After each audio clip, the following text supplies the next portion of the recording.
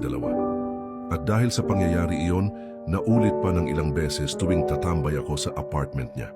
Pero ang hindi ko inaasahan ang sumunod na nangyari, Tito J, dahil habang nagpapaligaya kami ng aming mga sarili, ay bigla niyang sinabi na magtulungan daw kaming paligayahin ang isa't isa.